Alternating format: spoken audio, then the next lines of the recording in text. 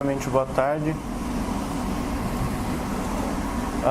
Obrigado pelo professor, embora eu ainda sim, estou caminhando rumo à docência, embora eu já trabalhe no ensino médio. Então, sim. Eu vou me utilizar do recurso do Data Show para fazer a exposição. Eu sou aluno do mestrado em Ciências da Religião na Pontifícia Universidade Católica de Campinas. Eu sou orientado pelo professor Renato Kirchner, pertenço ao grupo de pesquisa de Ética, Epistemologia e Religião. Agradeço desde já a oportunidade que a associação me dá de apresentar esse trabalho, bem como a PUC, que acolhe a minha pesquisa, e a CAPES, que a financia. O título da apresentação talvez devesse sofrer uma reformulação, principalmente no subtítulo. A leitura do conceito de mundo, somente o conceito de mundo, eu acredito que não vai dar conta de tudo o que será aqui apresentado, embora a problemática central seja o conceito de mundo. Eu acredito que ali poderia ser acrescentado também o conceito de transcendência, que aparecerá como fundamental ao longo da minha apresentação. Eu espero, pelo menos, que apareça como fundamental. O ponto de partida, então, é a obra A Essência do Fundamento, do filósofo alemão Martin Heidegger. Na verdade, não é uma obra, é uma conferência que ele dá em 1929. E nesse texto se encontram dois pontos elementares e muito peculiares e raros de serem encontrados ao longo de toda a obra completa do pensador alemão. O primeiro deles é a influência de outros pensadores citados de modo explícito. O Heidegger ele se utiliza muito de outros pensadores, principalmente dos gregos, mas não os cita. E aqui ele vai citar vários pensadores. Os principais: Aristóteles, Agostinho e Kant. E depois, o segundo ponto, a importância do cristianismo para o desenvolvimento da filosofia do Heidegger.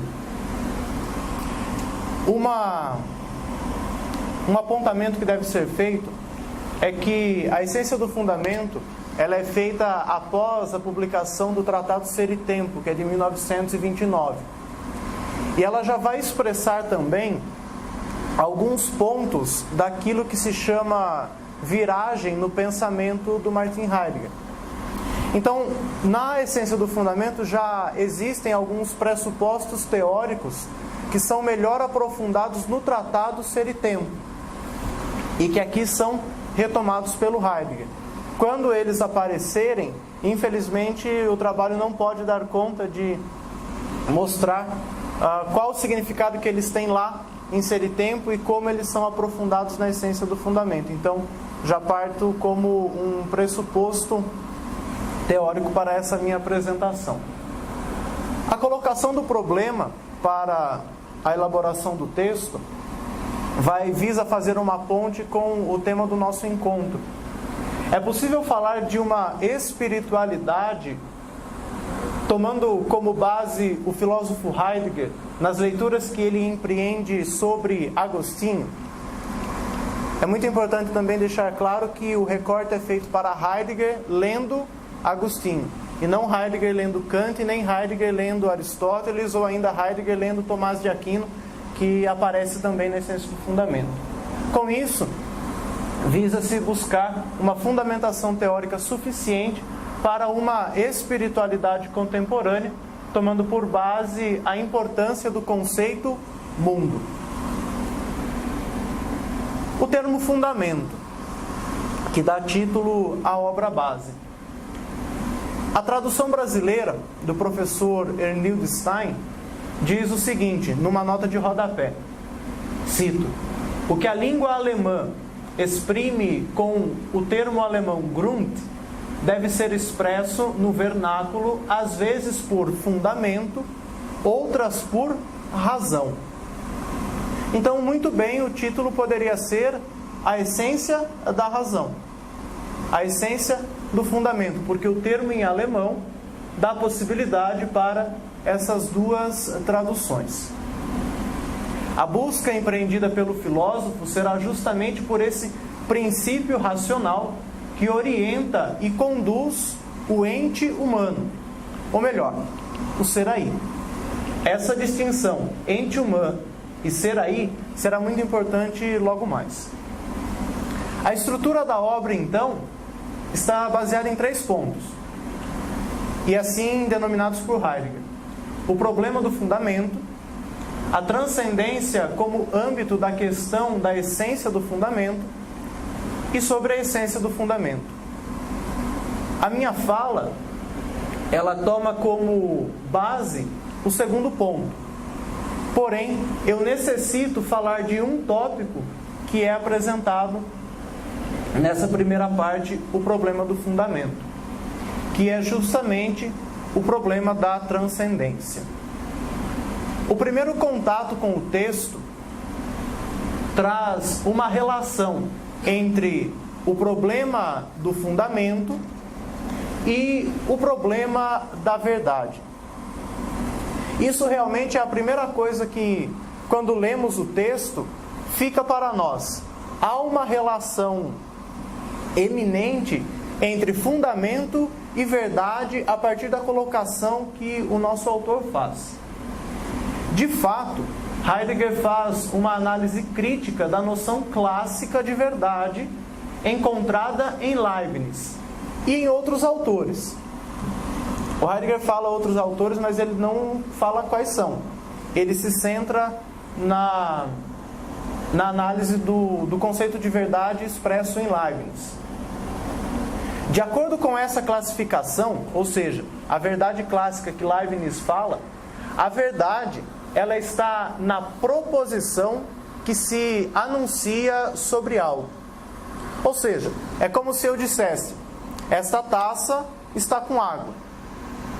A verdade não está na taça com água, mas no fato de eu estar falando que a taça está com água. A verdade se encontra onde? Na proposição. Nem na taça e nem em mim, mas na proposição. Heidegger faz uma crítica a isso. A proposição diz algo sobre o ente. A gente não pode negar isso. Contudo, a verdade, a essência do fundamento, não é determinada por esta proposição.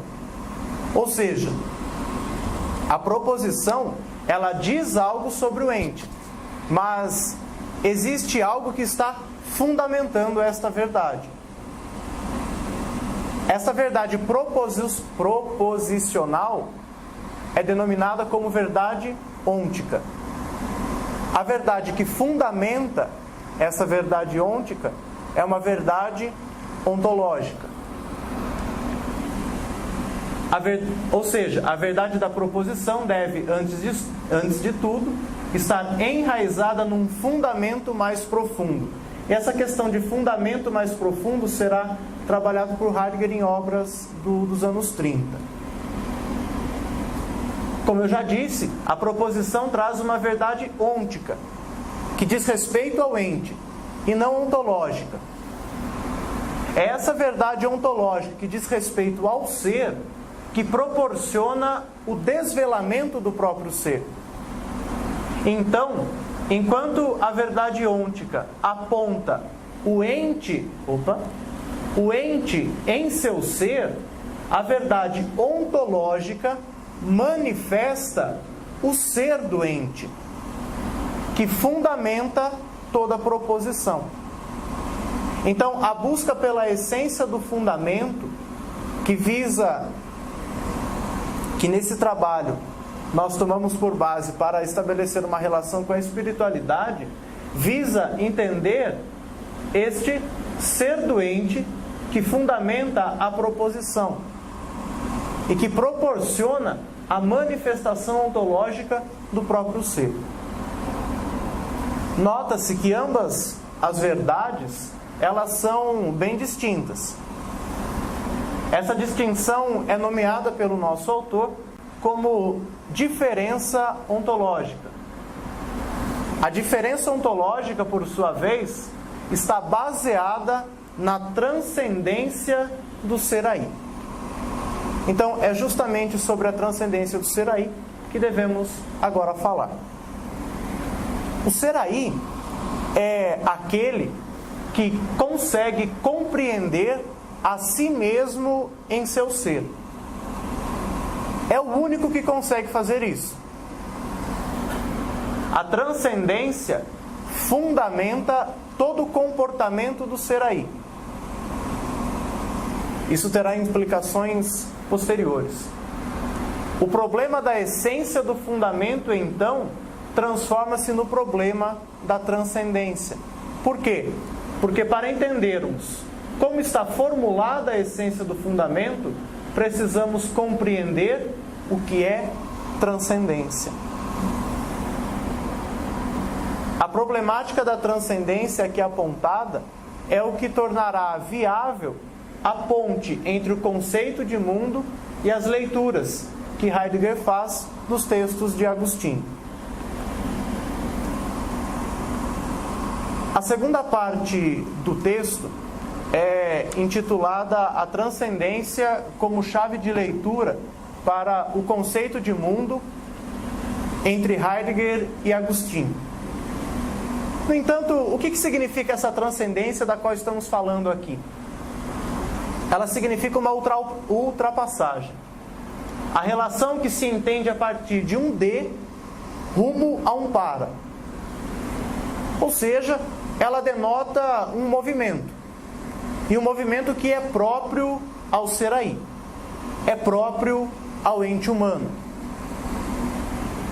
De acordo com Heidegger, faz parte da transcendência, cito, algo como o elemento em direção ao qual se realiza a ultrapassagem. Isto é, designado de maneira inexata como o transcendente. Percebam o seguinte, isto, ou seja, o elemento em direção ao qual se realiza a ultrapassagem, é designado de maneira inexata, por enquanto de maneira inexata, como o transcendente. E finalmente, em cada ultrapassagem, algo é transcendido. Se tivéssemos que colocar uma pergunta a esta colocação, colocaríamos a simples pergunta: mas ultrapassar em direção a quê?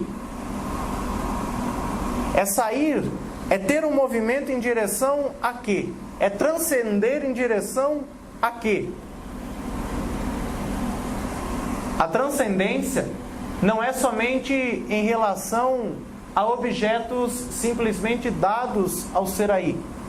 Ou seja, eu não viso transcender somente essa taça que eu acabei de falar que ela está com água. É um movimento muito maior do que isso. A transcendência vai caracterizar o sujeito em sua subjetividade, pois ser sujeito, percebam o hífen, quer dizer um ser na transcendência e como transcendência. Então, em primeiro momento, a transcendência vai mostrar um caráter que é próprio do ser aí, que é próprio do ente humano e que deve ser feito primeiramente em relação a ele. Então, o ente humano deve transcender a si mesmo. Por quê? Por que deve transcender a si mesmo? Porque consegue compreender o seu próprio ser. E esse movimento traz dois aspectos fundamentais para a caracterização do ser aí, do ente que nós mesmos somos. O primeiro, o encontro com si mesmo.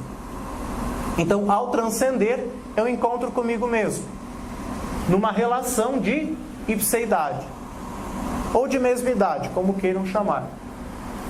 E depois, num segundo momento, uma segunda característica, esse movimento de transcendência faz a referência ao ente que o ser aí mesmo não é. Essa segunda caracterização vai ser muito importante para um elemento que o cristianismo vai nos trazer. Ou melhor, vai nos apontar. E aquela pergunta que nós fizemos? Ao transcender, encontramos o quê? Transcendemos em direção a quê? A resposta que o Heidegger nos dá: ao mundo. Ao realizar o movimento de transparamos com o mundo. E aí precisamos entender o que é mundo. Ao transcender-se, o ser aí encontra o mundo. A própria transcendência, então, é ser no mundo. O termo em alemão, in der Welt sein, que é um termo fundamental para entendermos este movimento de transcendência e que é fundamento do ser aí. O ser aí é ser no mundo. Mundo, então, representa o transcendente, ou seja, aquilo em direção a que se transcende. É o para. Além do mais, cito Heidegger, mundo constitui a estrutura unitária da transcendência. Percebam o grifo. Enquanto dela faz parte, ou seja, enquanto o mundo, o próprio mundo faz parte dessa estrutura unitária, ele é um conceito transcendental. Essa estrutura unitária não é pegar todas as coisas que existem no mundo, somar e dizer, isto é mundo. O entendimento de mundo aqui é um entendimento, acima de tudo, ontológico e existencial, como veremos mais adiante. Algo transcendental, tal como é o conceito de mundo, arrisca-se a dizer, é aquilo que possibilita a própria experiência enquanto estrutura unitária. E aqui é uma colocação minha a partir da leitura que eu faço da obra Essência do Fundamento. Um apontamento que é fundamental para que não haja uma confusão de entendimento. O ser aí jamais pode ser mundo, dado que é justamente o ser aí quem faz o movimento de transcendência em direção ao mundo. Então, ser no mundo, fundamento do ser aí, não é mundo, embora transcenda em direção a ele. E aí nós chegamos à significação do que é mundo e do que é ser no mundo. Mundo, então, representa este em direção ao que se transcende, e uma categoria transcendental, pois representa a estrutura unitária, pois é o que dá base para toda experiência. É transcendental porque dá base para toda experiência. É transcendente porque é o em direção ao que eu faço o movimento de transcender. O ser do mundo, por sua vez, é a expressão da própria transcendência. Sou eu. É o ser aí. É o ente humano.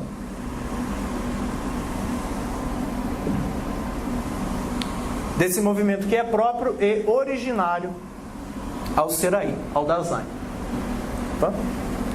Opa. Há um possível duplo entendimento do que seja ser no mundo. Não a partir do entendimento do que seja ser, mas a partir do significado que podemos dar a mundo. E o primeiro entendimento é o pré-filosófico, que é um entendimento, no meu modo de ver, fraco de se ler. E depois o entendimento transcendental.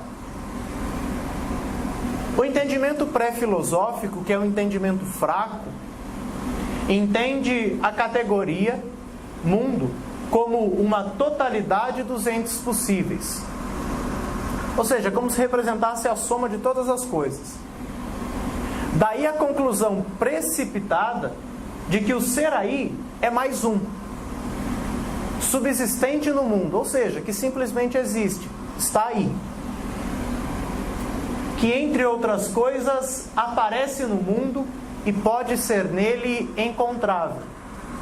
É como se o ser no mundo, o ser aí, perdesse aquilo que lhe é mais fundamental, que é o poder fazer o movimento de transcendência.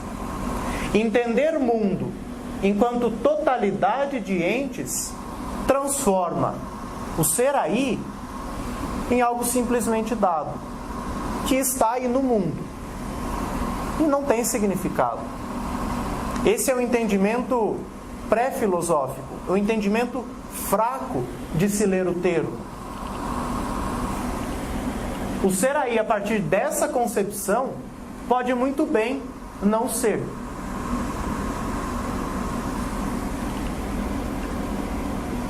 Ainda nesse entendimento, o ser aí pode se transformar num objeto. Um objeto de análise, ou ainda num objeto que pode ser descartável. O entendimento transcendental, que é em cima do qual Heidegger dá maior atenção. A partir desse entendimento transcendental de ser no mundo, o ser aí adquire um caráter de existência fática. Existência fática é aquela existência carregada de significado. É aquela na qual eu experimento, mas não experimento a partir de uma relação entre sujeito e objeto. É uma relação na qual o experimentar é significativo. É o experimentar a partir do tempo histórico. E o tempo histórico para Heidegger tem um outro entendimento que infelizmente eu não posso aqui me aprofundar. Então, experiência fática é aquela experiência carregada de significado existencial. Esse entendimento existencial traz consigo uma configuração também existencial do entendimento do que seja mundo. É desse ponto em diante que Heidegger empreende um diálogo com Agostinho, a partir do entendimento existencial de mundo. E Agostinho, por sua vez, traz, como eu já disse, o entendimento existencial do conceito. Agostinho é uma das vias possíveis para se compreender o entendimento cristão de mundo. Por que eu escolho ele? Porque o Heidegger aponta para ele. Existem outros possíveis em que é possível estabelecer uma ponte, Heidegger e outro fulano, que trabalha a concepção de mundo. Heidegger não faz isso, mas nós podemos fazer. O bispo de Hipona, por sua vez, é influenciado por duas principais fontes, as quais Heidegger também lê. A primeira é o Evangelho de João. Heidegger lê mais comedidamente. E depois os escritos do apóstolo Paulo, no qual Heidegger tem uma obra, A Fenomenologia da Vida Religiosa, no início da década de 20, na qual ele analisa as cartas paulinas. O Evangelho de João e Paulo trazem dois entendimentos de cosmos, o termo mundo em grego. Cosmos tem uma centralidade fundamental no Evangelho de João, pois aponta simplesmente o caráter do ser homem. Mundo vai representar então o ser afastado de Deus. As coisas que não são de Deus são coisas do mundo. Para Paulo, cosmos não quer dizer o estado do elemento cósmico, ou seja, não quer dizer a natureza, mas o estado e a situação do homem. E aí eu lanço a pergunta: o que isso representa então para a compreensão de mundo dentro dessa transcendência própria do ser aí? Aqui entra a importância do comentário ao Evangelho de João, que é feito por Santo Agostinho. De maneira muito geral, e no texto eu coloco o trecho que me interessa, é um trecho grande, por isso não vou ler. O comentário ao prólogo está carregado de um entendimento existencial do que significa mundo, mostrando este como o local onde o homem está, mas não onde o homem deve habitar. Essa é a leitura que Agostinho faz do conceito de mundo. Cosmos no cristianismo, à luz de Agostinho, diz respeito à ontologia, se é que podemos falar de ontologia no período medieval, do ser cristão, não enquanto totalidade dos entes, mas enquanto morada, enquanto habitação. Ser no mundo, e aí eu parto para a leitura contemporânea que Heidegger faz de Agostinho, nunca diz respeito diretamente a este mundo enquanto totalidade, aquilo que a gente já viu, mas ganha um sentido existencial quando interpretado pela ótica de Heidegger, leitor de Agostinho. A primeira conclusão a que chegamos: mundo, em ambos os autores, possui esse caráter existencial e não representa essa totalidade dos entes que subsistem, que estão no mundo. E a transcendência, como fica? É justamente a transcendência que torna possível ao ser aí transcender o mundo enquanto essa totalidade dos entes e encontrar nele essa morada, sabendo que o próprio ser, eu mesmo, é ser no mundo, mas o é de um modo singular, pois consegue encontrar na própria existência uma razão, um fundamento. Esse também é um dos motivos pelos quais o cristianismo nega aquela significação fraca de ser no mundo, apontada anteriormente. Descarta, pois designa o homem como algo que está no mundo, algo simplesmente dado, um utensílio, um objeto. O cristianismo nega essa objetificação do homem. O movimento de transcendência aponta para um autoconhecimento, não no sentido psicológico, isso é muito importante, mas no sentido existencial. Saber quem de fato se é, um ser que compreende a própria existência e transcende em direção ao mundo que o ser aí mesmo não é. A ligação entre Heidegger, Agostinho e uma espiritualidade contemporânea passa pelo entendimento do que seja espírito. E aí eu tomo a significação que o professor Lima Vaz dá para espírito, quando divide em 4 categorias, sendo uma delas entendida como logos. Cito Lima Vaz: trata-se aqui da ideia de uma razão universal, que está presente nas origens do pensamento filosófico e pode ser considerada mesmo sua matriz primigênia. A tradição cristã, por sua vez, é responsável por dar continuidade a esta compreensão do Espírito enquanto logos, enquanto razão universal. A essa razão universal ou ordem universal o cristianismo chama Deus. Aqui nós preferimos deixar razão universal. E para não finalizar, e aí eu me permito ler um trecho do meu texto, a conceituação trazida por Heidegger, em diálogo com diferentes autores, entre eles Agostinho, pode dar sustentabilidade a uma espiritualidade contemporânea.